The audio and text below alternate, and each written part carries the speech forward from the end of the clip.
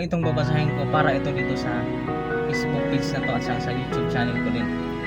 Dahil dito, doon ko nakuha ang message na to sa kabilang page ko sa Arwin Kulana Vlog, pero sa tingin ko mas maganda na dito ko ito i-upload mo.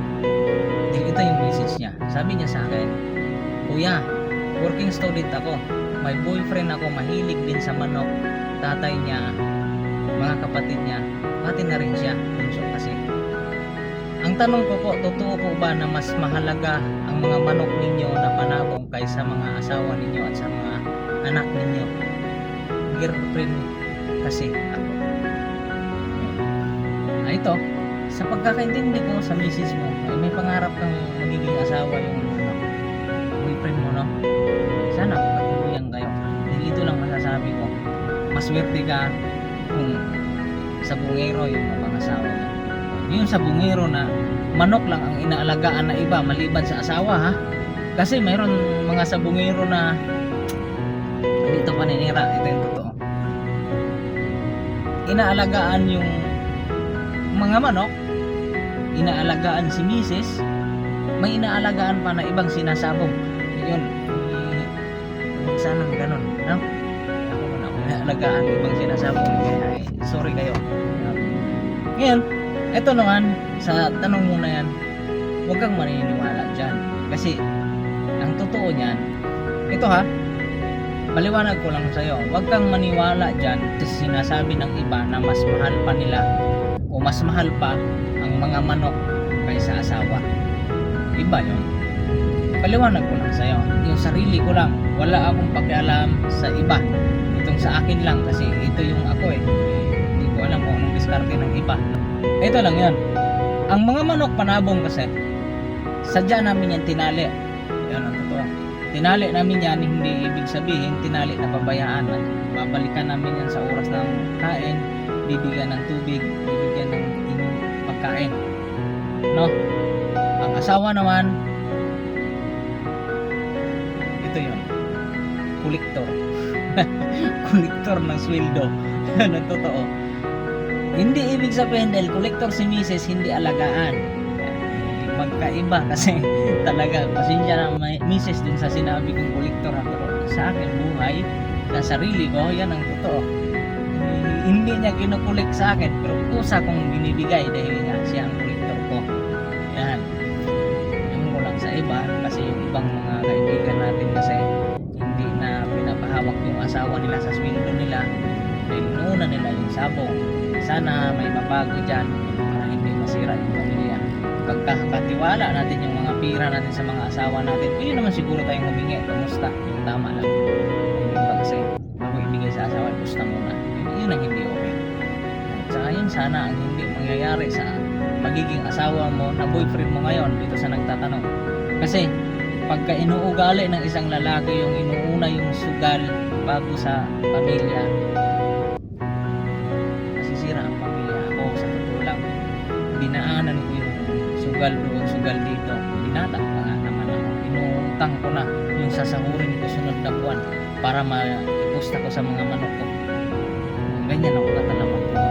Pero itong nag-asawa na ako, tinigil ko na yung ganong attitude dahil gawa ng may pamilya na akong tao. Kailangan kong unahin ang pamilya ko. Yun nga lang, ito yon yung sa sinasabi na totoo ba na mas mahal namin ang mga alaga naming manok kaysa asawa namin. Sa aking sarili, sa experience ko kay Mrs., naririnig ko mismo sa kanya yan. Sinabihan na niya ako na mas mabuti pa yung manok mo, mas mahal mo kaysa akin.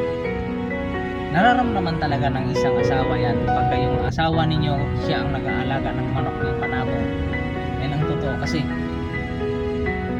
doon sa hindi nakakaalam ha, pero sa nakakaalam sigurado maintindihan to. Sa umaga, kung nagsasabong ka, kung nagkukondisyon ka na ng manok mo, wala kang ibang unahin kundi yung manok mo na panabong. Ito sa umaga. Bago matulog, wala kang ibang pinanggalingan bago ka matulog, manok mo. Yan ang totoo.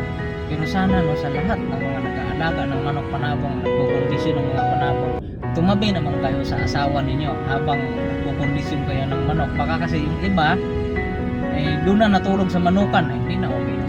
Diba? Ako kasi, malapit lang yung manugang ko sa likod bahay ko lang eh. Saka wala akong ibang partner, ako lang talaga mag-isa.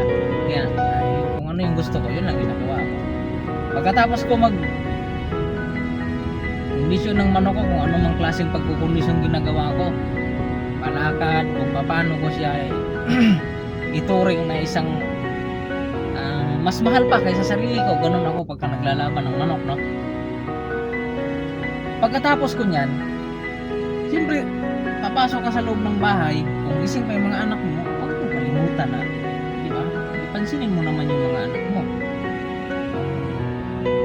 May tulugan kayo ni misis na yung kayo lang, doon ka matulog. Huwag kang matulog sa ibang lugar dahil siyempre mag-iisip yung asawa mo na mas mahal mo pa nga mga manok mo kaysa kanya.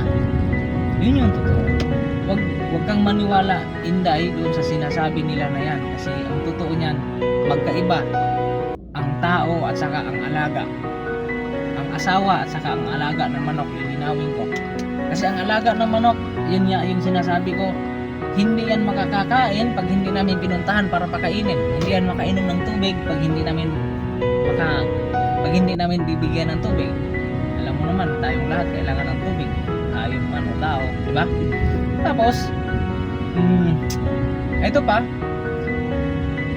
ang himas ng asawa ha, isama na natin to. Ang himas ng asawa at saka himas ng manok, magkaiba. Yan ang totoo. Yan ang totoo. Hindi mo pwedeng pagsabayin yan, hindi mo pwedeng ikumpara. Dahil ang mga manok, pagka inaalagaan, ang inaasahan namin manalo. Yan. Ang asawa, pag hinihimas namin, ang inaasahan namin talo. Yan, dinadaan ko lang sa biro ha. Talo talaga po to. Hindi kami mananalo sa mga asawa namin. Yan ang totoo.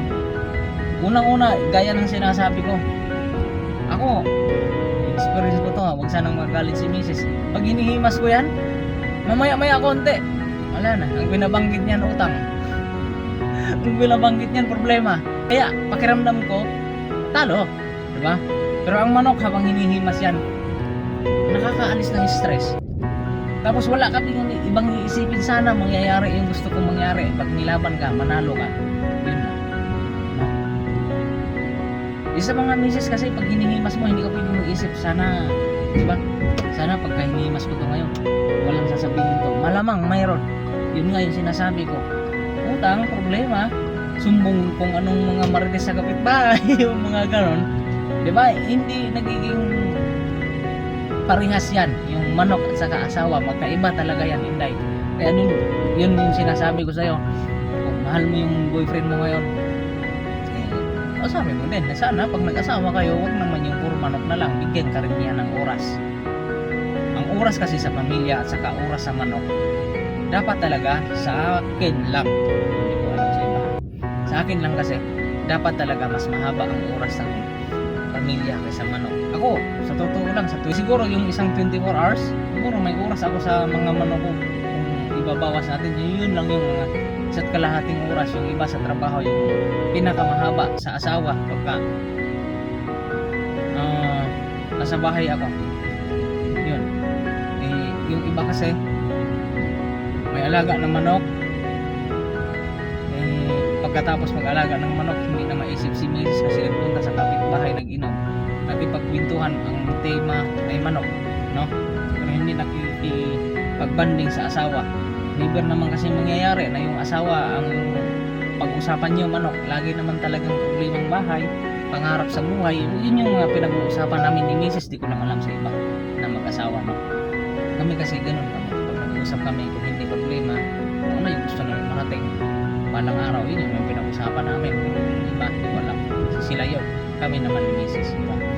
Yan. So yun lang, Inday. Ito lang yung tandaan mo. Magkaiba ang asawa at ang manok.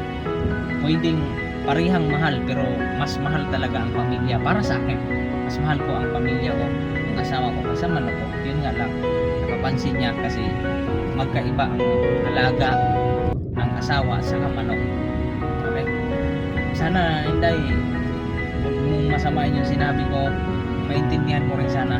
At saka, huwag kang mag-isip na nakukuha sa maayos na usapan yan. Kung maayos na kausap yung boyfriend mo, pwede niyang maintindihan yan.